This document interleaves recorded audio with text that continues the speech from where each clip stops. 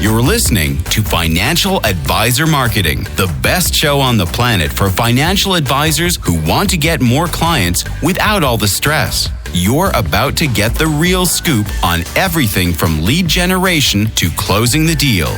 James is the founder of theadvisorcoach.com, where you can find an entire suite of products designed to help financial advisors grow their businesses more rapidly than ever before.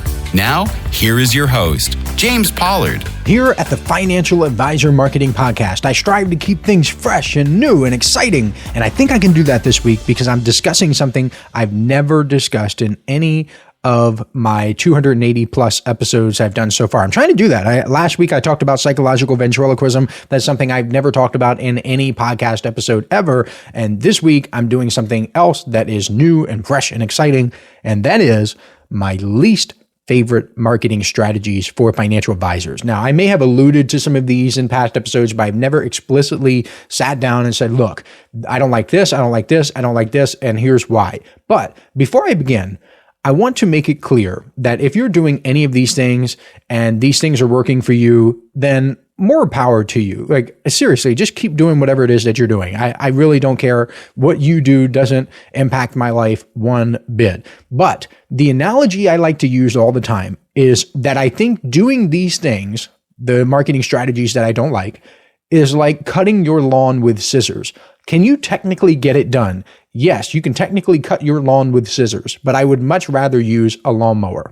Another example that I've given in the past, another analogy, is that if a potential client came to you and bragged about how he had all of his money invested in CDs and nothing else, or imagine if a 30-year-old investor with a 35-year investment horizon came to you and talked to you about how happy he was that he has been invested in bonds and just bonds, 100% bonds. So technically, both of those people are making money. The 30-year-old investor who is 100% in bonds is earning an income from those bonds. Technically, that is true. But you would immediately think about how there are likely better options for him and how you could help him and you could just give him a much better outcome. You can't really change where you start, but you can change where you end up. You know that. I know that. That's exactly how I feel when I see financial advisors using these marketing strategies.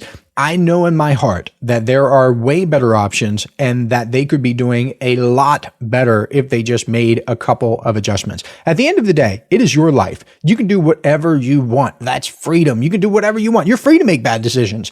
You choosing to cut your metaphorical lawn with scissors instead of a lawnmower doesn't impact me one bit. My life doesn't change at all. All I can do is put information like this out there for you and try to help you. So let's get started. Number one, I don't like this one bit, and it's buying leads. I did an entire podcast episode about why buying leads is dumb. If you scroll back, you should be able to find it. The title is Why Buying Leads is One of the Worst Things Financial Advisors Can Do. How's that for a title? It came out on September 4th, 2023, so I'm trying to make it as easy as possible for you to find it. I actually don't think it did that well because September 4th was Labor Day, and podcast episodes that come out on holidays usually don't get as many downloads. But I think it's one of the most valuable episodes I've ever recorded because I outline exactly why I think buying leads is such a horrible move. First, you have no control.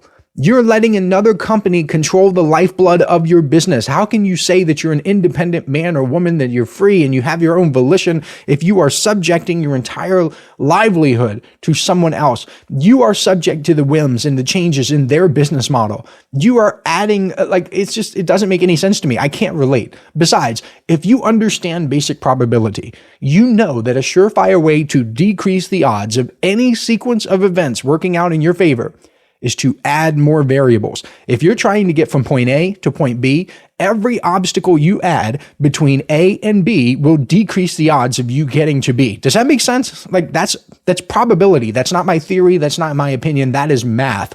That is why I like simple marketing campaigns. People get a letter. They either read the letter or they don't. People get an email. They either click the link in the email or they don't. They either open the email or they don't. It's very simple. I'm not going to voluntarily put a middleman between me, point A, and my potential client, point B. That is just goofy and it doesn't make mathematical sense. Hear me loud and clear. No real business buys leads. Can you imagine the CEO of Microsoft waking up in the morning and telling his team, okay, guys, let's buy some more leads today? Or how about Nike or Walmart or Apple or Tesla? Do you seriously think that any of these businesses prioritize buying leads? I'm reading a book all about J.D. Rockefeller. I've read books about Andrew Carnegie. These are titans of industries, people who literally built America. They provided the oil. They provided the steel that built the country that you see today. Do you think Andrew Carnegie woke up in the morning and thought to himself, I wonder where I can buy a list of leads to sell my steel? No, it did not happen. Do you think John Rockefeller woke up in the morning and thought to himself, I need to get another list of leads. I wonder where I can buy this list. Where can I buy some leads? It's dumb. But James, I'm not a Fortune 500 company, you might be thinking. And that's probably true. If you're listening to this podcast, you're probably a financial advisor. You're probably not a CEO of a Fortune 500 company. But you are still buying into a faulty premise that someone else is somehow going to be your ticket to success. Nobody is coming to save you. That's not how business works. Even other businesses that help businesses succeed still can't do everything for you. I know this better than most people because I have ad networks that serve ads for me. I have email tools that deliver emails for me. I have the post office. The post office delivers a boatload of mail for me every single month. I have assistants and contractors that help me with various tasks. I could go on. All of these things are tools that help my business grow, but I am not dependent on any of them. And that is pretty much my attitude toward buying leads. I think if you want to do it, then it should be icing on the cake. It should not be the cake itself. But what's interesting is that by the time you have your marketing rocking and rolling and you're really making progress with your business, you will likely realize that you don't even need to buy any leads. You might realize that you can get clients at a far lower cost doing it yourself than giving up control to someone else, to just pay extra. Like someone has to make money from this exchange. Okay. Do you understand that? Do you know this? Lead gen companies are doing the exact same stuff that you can do yourself. I'm sorry, but you don't need a third party to run Facebook ads for you and charge an 1100% markup. It is just stupid. I've had some people tell me, but James, sometimes financial advisors need to buy leads when they're just starting out because they don't have all the marketing assets. They don't have all the systems that you talk about. Give me a break. That's faulty thinking too. Because how much do these leads cost? $100 each, $200 each, more. Let's say you light $2,000 on fire and get 10 leads. Congratulations. You might get a client or two. Who knows? But what could you have done with that $2,000? In economics, this is called opportunity cost. And you would be surprised at how many grown men and women who give financial advice for a living don't understand this basic economic principle called opportunity cost. You could have built an entire marketing sequence. You could have reached 2,000 targeted individuals with a smart direct mail campaign. You could have reached thousands more with an online advertising campaign. You could have paid for social media tools to help you go on LinkedIn. There's just so much more that you could have done, but you saw that big grassy lawn and you picked up the scissors. If I could help one financial advisor, just one out of the thousands who will listen to this podcast episode, just one to think twice about buying leads, then I've done my good deed for the day. It is just so goofy. Moving on. Number 2, mass mailings. This one comes with a bit of a caveat. Back in the olden times when I was coaching financial advisors one-on-one, I did a couple of mass mailings for advisors and they did well. The USPS, the United States Postal Service, has this service called Every Door Direct Mail, where you can select an area and they will mail to everyone in that area. For example, if you're a financial advisor in my home state of Delaware, the greatest state in America, and you decide that you want to mail where the rich folk live, then you can choose that zip code and mail everyone who lives in it. That actually worked pretty well for financial advisors who knew they wanted to target a specific zip code, and even better for financial advisors who were already somewhat known in the area. That is like part of the secret sauce. If people in that area already know you and have already seen you somewhere else, then that every door direct mail works way better. Because if you're already well known, then a mass mailing becomes kind of sort of like a branding campaign. And even though I'm not really an advocate of branding, I don't really believe that, well, I don't want to get into it, but I think that branding should be a byproduct of the stuff that you're doing, not a goal in and of itself. So I can tell you, the effects of all of your marketing start to gel together over time, and it's hard to compete with someone who has been seen 20 times in an area if you've only been seen once. Maybe that's the secret behind email marketing. Maybe that's the secret behind social media marketing. Maybe that's the secret behind a lot of the other things I tell financial advisors to do. But I will tell you that mass mailings aren't really the scissors for cutting the lawn. They are like push mowers, and push mowers are better than scissors, but it's nothing like a riding lawn mower with cup holders and noise canceling headphones so you can rock out to some 90s country. I mean, is there anything better than listening to Joe Diffie when you're putting some stripes in the old backyard? I doubt it, my friend. I doubt it. Whenever I came across a financial advisor who had a niche market, we would put together a niche specific mailing and send it directly to people in his or her target market.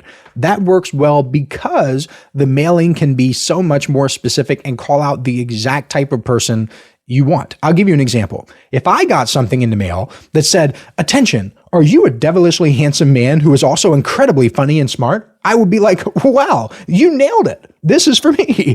I must read." In the same way, putting information about dentist in a mailing sent to dentist is a surefire way to boost conversions, and it works so much better than the mass mailing. So even though the mass mailings, if you're already well known, like you kind of sort of can finagle it to make it work, just having a targeted mailing works so much better. Listen up, financial advisors. This is something special I'm doing exclusively for people who listen to this podcast. If you subscribe to the Inner Circle newsletter over at theadvisorcoach.com/coaching, I will send you a collection of 7 copyright-free emails personally written by me that you can use right away to begin getting more clients. I call these my objection-busting emails because they're designed to overcome the biggest objections financial advisors face. All you have to do is send me an email letting me know you've subscribed, and I will reply back with a link where you can download them for free. I originally offered these in the May 2024 Inner Circle newsletter issue, and it was one of the most popular bonuses I've ever given away. Today, these 7 objection-busting copyright-free emails are only available to listeners of this podcast because I'm not mentioning them anywhere else. Go to theadvisorcoach.com/coaching to subscribe today. Now, back to the show. Another reason why I like targeted mailings is because they're a lot more forgiving if you're not an excellent marketer. You could have an average headline, an okay opening, a relatively weak call to action, and it would likely still make more money than an excellent mass mailing simply because the targeting is so dialed in. So if I'm talking to financial advisors, like for example, when I send something out to my Inner Circle newsletter subscribers and I tell them to do something, I'm going to tell them to do something specific when it comes to mailing. The reason is I'm not right there. I'm not working with them. I'm not over their shoulder. I'm not telling them, write this, do this, put this here, do this. So if they even are horrible at it, but it's still targeted, then it will likely work okay or decently well or fantastically well, depending on what the offer is. Number 3, cold marketing. This could be cold email or cold calling or cold messaging on LinkedIn. Basically, when you're reaching out to people who have never heard you before, have never seen you before, they just don't know you. Now, there is a time and a place for everything. If you absolutely must cut your grass and you have nothing else available to you except some scissors, then pick up the scissors and start cutting, okay? That's how I feel about cold marketing. If you have absolutely nothing else on your calendar and you have no alternatives, then cold marketing is better than nothing because you got to get the job done. But I think that cold marketing is a horrible choice when compared to all of the other choices available to you. That's why I started off this episode talking about someone invested in CDs or someone invested in bonds when this person is 30 years old and has a 35-year investment horizon. It's better than nothing, okay? But it's horrible compared to the alternatives. I'll discuss the big 3 in order here. The big 3 colds: cold email, cold calling, and cold messaging. When I talk about email marketing, I do not mean cold email. 99.9% of the time, when I say email marketing, I mean email marketing where someone opts into an email list and gives you permission to contact him or her. I am a big proponent of using automated sequences to follow up so you don't even have to think about it. Besides, Google really started cracking down on cold email in 2024, and cold email just hasn't been as effective anyway. Can it still work if you're a small volume sender where you're only sending a couple every single day, a couple hundred, a couple dozen, whatever? Yeah, I guess so. I guess it can still work. And it can work even better if it's highly personalized or if you go above and beyond and you send a video or something. But that's not the point. The point is to ask yourself, what are your alternatives? If you're that, picture yourself as that 30-year-old investor, invested 100% in bonds, and like with a high risk tolerance and a good income and good cash flow. What are the alternatives? Are there alternatives out there? In marketing, if your alternatives are things like creating marketing assets that operate independently or using scalable marketing strategies that can reach a ton of people at once, then it does not make sense to choose cold email. Next is cold calling. Cold calling is fine. I don't really hate cold calling that much. But again, I think it's kind of silly considering all of the alternatives you have. The only time I like cold calling is if you do it and immediately go to something else to make it more of a warm contact. So it's not even really a cold call at that point. I'll give you a specific example. I tell financial advisors all the time that they should leave voicemails when they make phone calls. This has always seemed so obvious to me. And it makes even more sense now that phones give you transcripts of voicemails. I mean, I can open my phone and I can see a transcript of every single voicemail that people, I don't even have to listen to it. I don't have to press play. I can just read it. Still, some advisors will push back and say that leaving voicemails is a waste of time and that advisors shouldn't do it. Well, voicemails are not a waste of time for me because I like to add in a few magic words. And those magic words are, I'm going to follow you on LinkedIn too, so you can put a face to the name. Ooh, magic words. I'm going to follow you on LinkedIn too, so you can put a face to the name. And that is some powerful stuff because it lets people see who called them. They can see that you're a real person with a real business and that other people interact with you, which is social proof. That's what marketers call it, social proof. It's just other people interacting with you, other people saying, wow, you helped me or you're legitimate. Like that is so much better than cold calling. And that's it. Cold messaging on LinkedIn or Facebook or wherever is probably the best cold marketing strategy, but it's annoying to me because so many advisors do it incorrectly. They either send these long messages to people or they try to use these weird automation tools. First, LinkedIn messaging should be about having real, genuine conversations with other people. I've said that so many times. I repeat myself so many times. If you met the other person in real life for the first time, would you go into some monologue? No. And as for the automation tools, they are legitimately against LinkedIn's terms of service. Like, I'm not just saying that. If you just Google automation LinkedIn terms of service, you can read it for yourself. If you play with fire, then you shouldn't be surprised when you get burned. The fourth marketing strategy that I really dislike is search ads. And I might as well say Google ads because they're the most popular. I love online advertising. I talk about ads all the time. However, I talk about Facebook ads, LinkedIn ads, X ads, formerly Twitter, and things like that. I very rarely, if ever, talk about Google ads or search ads. Why not? Well, one reason is because a lot of the search terms simply aren't that good. A lot of amateur marketers will try to bid on terms like financial advisor in New York or financial advisor in Nebraska or financial advisor Delaware, or perhaps the worst one of all, financial advisor near me. So they'll bid on this term and then wait for people to visit their websites or call them directly. And while I think you could do a lot worse than those two things, you could definitely do a lot worse. Again, you must look at the alternatives, because another reason why I'm not a big fan of search ads is that most of the time, not always, your mileage may vary, but most of the time, they are far more expensive than just placing an ad in front of your target market. I've seen average cost per click for terms like financial advisor near me range from as little as $5 per click, maybe if you're out in like Wichita, Kansas somewhere, to as much as $50 per click if you're in Los Angeles or like New York or Philadelphia or Washington, D.C. It just gets really expensive. It's hard for me to give an average because the demand is so different based on geography and time of year and all of these other factors. Like in the accounting world, the prices for accounting related terms go through the roof in the first 2 weeks of April because everybody's scrambling and well, not everybody, not me. I'm a prepared person, right? And you probably are too. But the unprepared people who are not like you and not like me, then they are scrambling. So the ads get far more expensive. So it's been my experience that it is much cheaper, it is much easier, and it is much faster to just run your ads on social media networks. I mean, you can test a lot faster. It is so much easier to put a bunch of different headlines and images and whatnot out there to see what works best. You can just make moves and make them fast. What's cool is that you can then take the winning headline, you can then take the winning image or whatever you have found to be a winner and use it elsewhere. That is an easy win that I wish more financial advisors would take advantage of. Another reason why I like running ads on social media networks is because you can put them directly in front of your target market. You don't have to wait for them to search a specific term. You can start showing it to them right away. For example, I'm running an advertisement on LinkedIn right now that is being shown to financial advisors in the United States. So far today, I have spent $27.60. The ad that I'm showing has been shown 1,697 times and has received 93 clicks. If I were running search ads, I would have to wait for people to search like marketing for financial advisors or something. With social media ads, I can push my message out in front of them. I can do it right away. I can also control how much I want my ad to be shown. If I'm willing to spend more money, then my ad can be shown a lot more. It is just a much better alternative. At the risk of sounding like a broken record, think of the alternatives. And number 5, the 5th marketing strategy that I dislike, I don't like it at all, is cookie cutter social media content.